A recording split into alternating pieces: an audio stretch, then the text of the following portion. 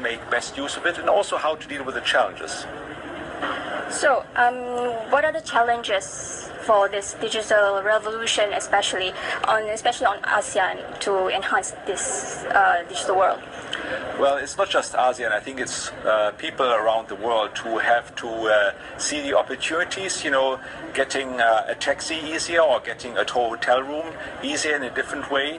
But also, I think how their workplace changes. A lot of things will require a lot more data. A lot more data will be available. People have to make use of that. Of course, everybody thinks about robots or machines taking over, but I think the key element is not to see first of all the replacement of human beings by machines.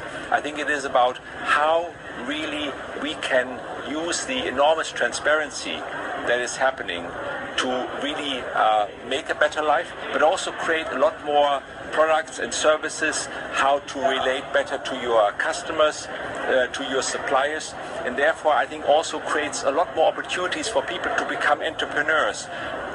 And therefore we'll see a very, very different life, a very different economy. And in ASEAN, I think the key is to embrace this. Now, I know that most people in Southeast Asia already have a smartphone. The key will be to really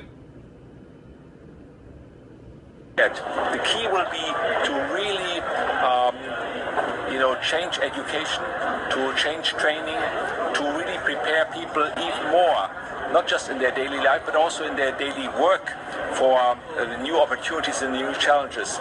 And so the key really is to invest in people and to make sure that people really embrace the opportunities. What I just heard, interestingly enough, that in some companies, in some factories, people are required to give up their smartphones before they start work. So for 4 hours before they have a break.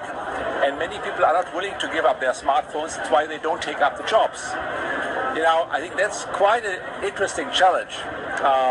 And that's why, for example, here in Malaysia, some companies prefer foreign workers rather than Malaysians who are not willing to give up their smartphones for 4 hours for the first shift. And I think, these are, I would say, challenges that we need to be overcome in order to really make it work. So, and final question, can ASEAN mobilize digital revolution to be a competitive, innovative and dynamic ASEAN? What do you think? Well, obviously with half the population or almost